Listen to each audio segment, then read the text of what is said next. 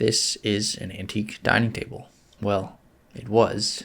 It kind of looks like a wooden puzzle right now. I picked this table up for free because it was a solid wood tabletop, and I was planning to use it on my last project as a dresser top. And we're done. But I could see the potential in this table, and I discovered that it's likely from the late 1800s, so this is a true antique dining table. The condition it was well used. But let's get this project started, and let me take you back to where it all started. A few months ago, I was on the search for a solid tabletop, and I found this table on the Facebook Marketplace. I didn't think it was as nice as it was until I picked it up and dragged it into the garage.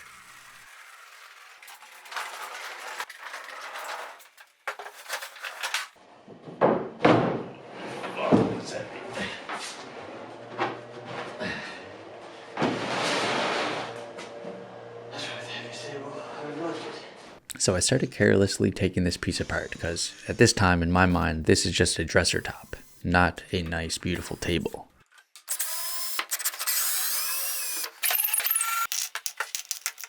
Here we had some damage on the trim. It looked like somebody already tried to repair it, but the corner piece is also broken, so we'll have to fix that soon.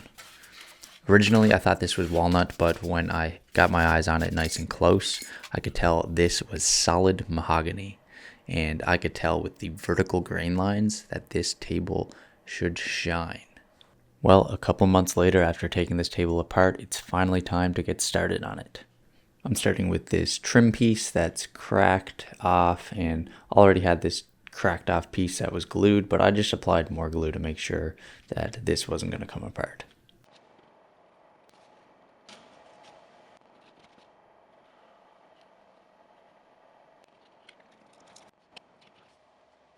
These mini clamps are perfect for little tiny fixes like this.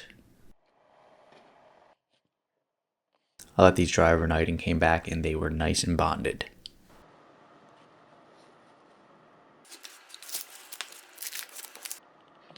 Because there's still some missing wood pieces, I'm going to fill them in with a 2-part wood epoxy. It was really cold, so it was actually hard to mix these together.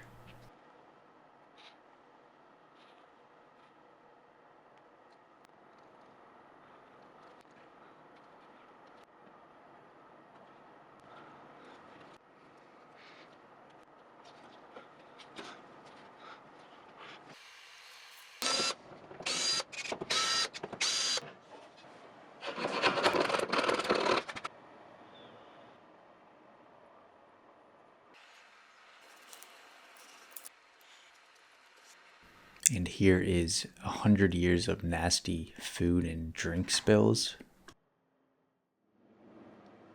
If you're finished furniture or you want to get started, you can join my community, the Furniture Squad. It's a close-knit space where we share projects, trade tips, and learn from each other. I also offer exclusive courses, some bonus content, and even do giveaways. So if you're interested or just want to support the channel, check it out in the description below.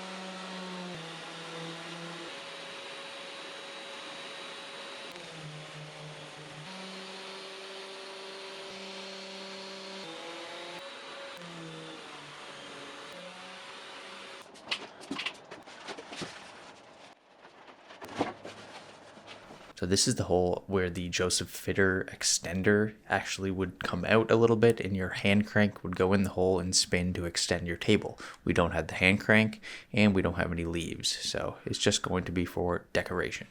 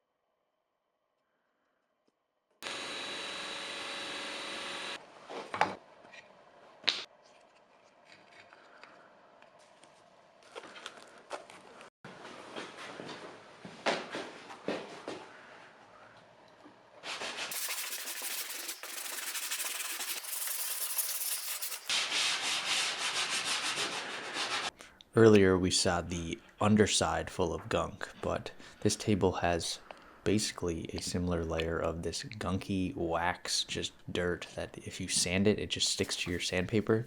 So the scraper was actually the perfect tool to help remove it so we can start sanding the bare wood.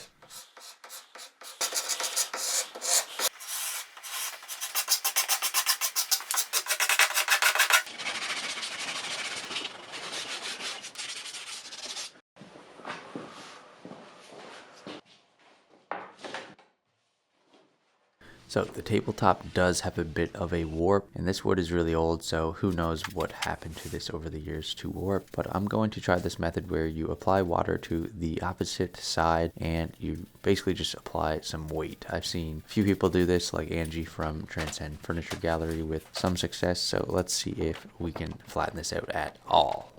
After 2 attempts, I think it helped a little bit, but there's still a bit of a warp, so let's move on and see how things turn out.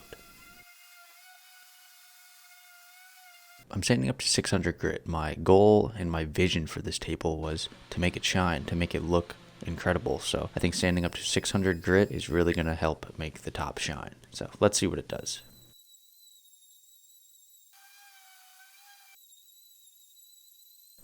This is a car polisher buffer tool, and I'm probably watching too much Blacktail Studio, but I wanted to test just a cheap buffer polisher tool and see if I could apply hard wax oil with it. I'm using Odie's dark oil, and I'm just stirring it up, and I'm going to apply it to the pad and see if this tool can just apply it directly.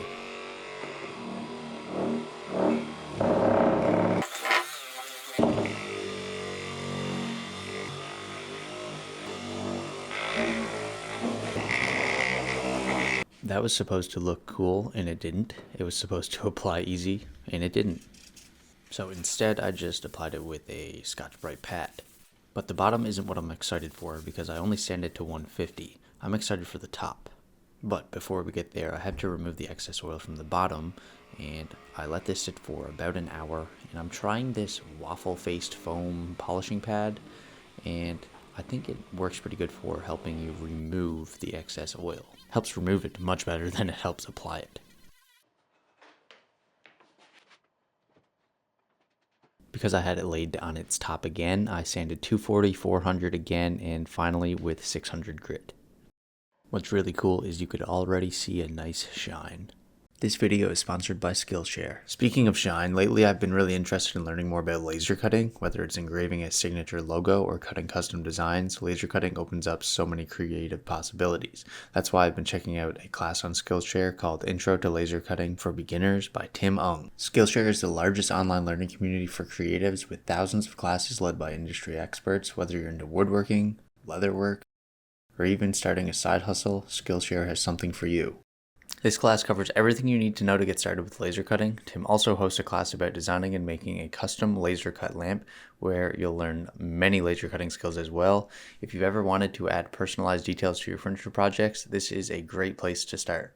The first 500 people to use my link in the description will receive a 1-month free trial of Skillshare, so get started today. Let's get started with coat number 1 on the tabletop. To apply it, I'm not using a Scotch-Brite pad just in case I removed a bit of the 600 grit shine. I'm just using a plastic putty knife and treating it as a spreader. It worked pretty good, but because the table did have a slight warp, I find the large putty knife didn't spread it as well as I thought it would. And also this table was just soaking up this Odie's oil like crazy. This wood was looking for something.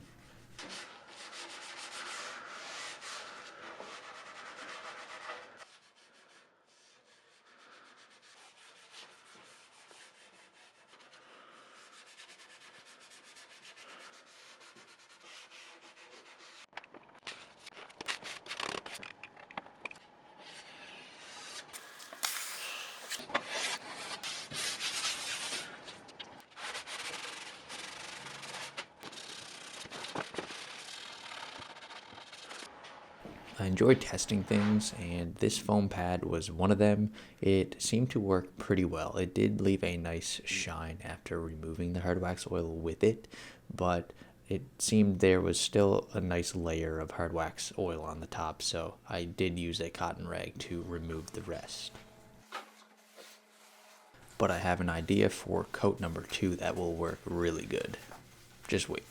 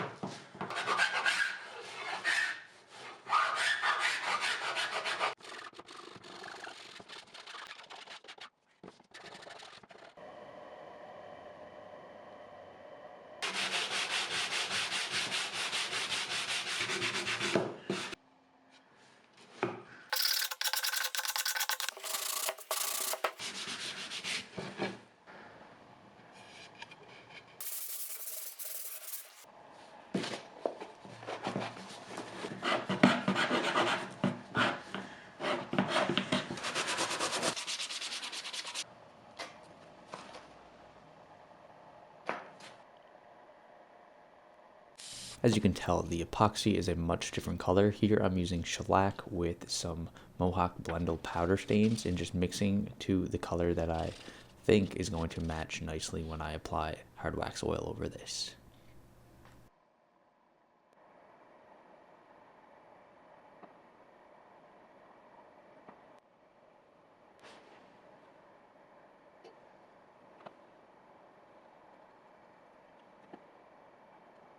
Here I'm using a bit of a darker color just to give it some grain lines so it matches even better.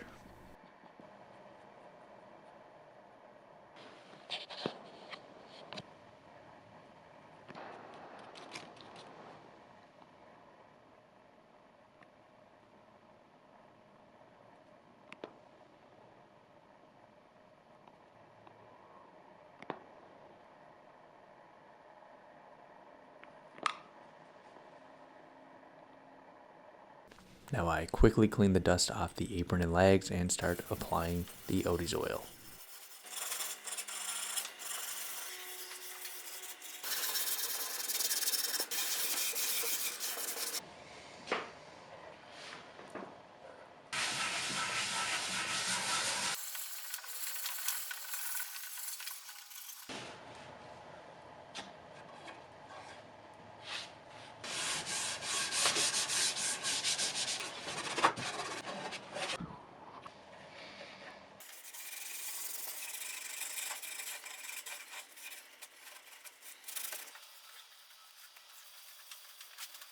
I'm really starting to enjoy hard wax oils just because they're non-toxic. You don't need gloves, but it's nice to have them because it does stick on your hands like crazy.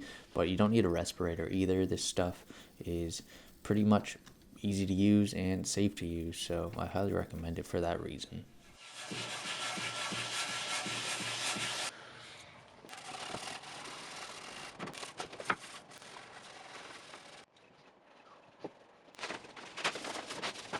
When applying hard wax oil over the shellac area here where I added the color, just be careful with the Scotch Brite pad because you could wipe off the shellac and the color. And I kind of do right here a tiny bit, and I actually clean that up off camera just with some more color later. As you can tell, when I apply this to the mahogany, it really darkens it nicely, and Odie's dark oil is supposed to react with tannins in wood, and mahogany has a moderate to high tannin count, so you can tell when you apply it here, it really darkens that mahogany nicely, and it will continue to darken over time.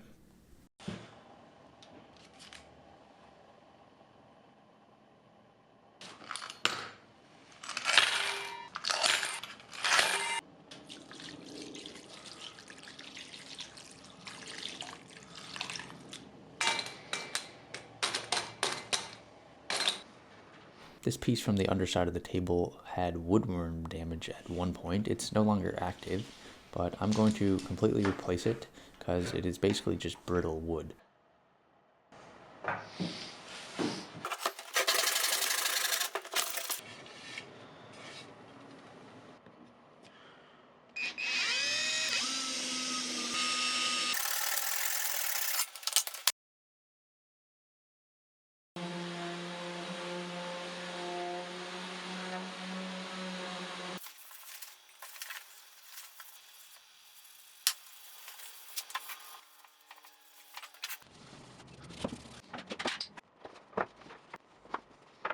So as you can tell, the first coat looks really good. And you can see my breath, it's freezing. It's like 0 degrees Celsius, but it's not stopping me from doing this project. And now we are gonna do a second coat of Odie's oil. And we're gonna use these 3M white polish pads. And hopefully we can get an even better shine with this beautiful mahogany. So let's go to work.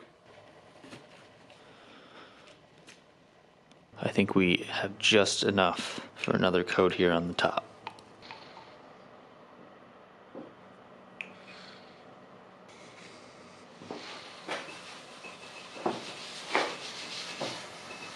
Oh man, just for applying it, this thing's pretty sweet.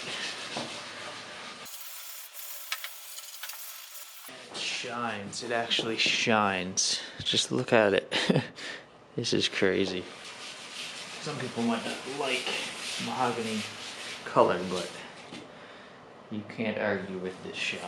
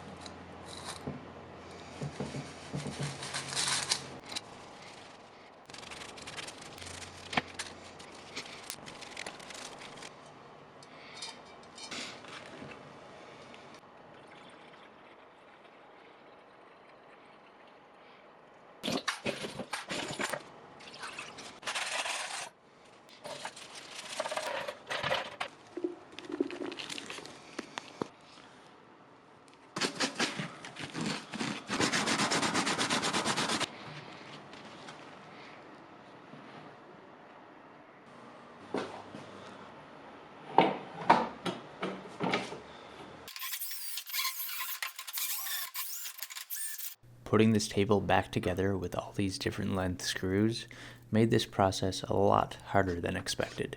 but eventually I did get this table back together.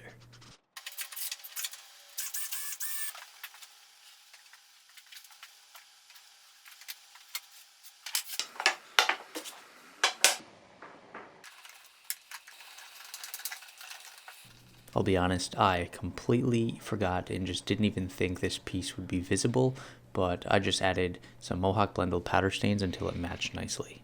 But finally, let's take a look at this table one more time before we got started on it. I really hope you guys enjoyed the process of this video, and if you have any questions, comments, or anything you want to know, just let me know in the comment section below. But finally, let's take a look at this table after.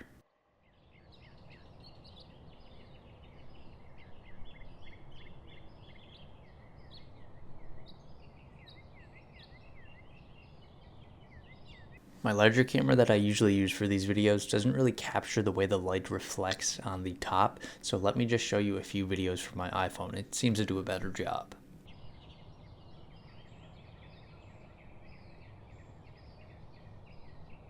I discovered that this effect actually has a name. It's called chatoyance. It comes from gemology and describes a shimmer that shifts with the light, kind of like a cat's eye. In fact, the word comes from the French chat, meaning cat. It makes sense because you see this effect in figured wood where the grain reflects light at different angles, creating that depth and movement in the surface. It's incredible that we can make a piece of wood look like this. It's really nice to look at. It shines when you look at it from different angles, and I'm really happy on how it turned out.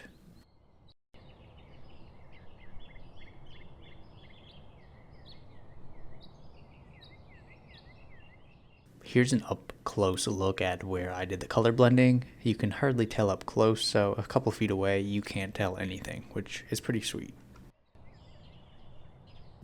Here's an angle that really shows both the shine and sheen. It's incredibly smooth.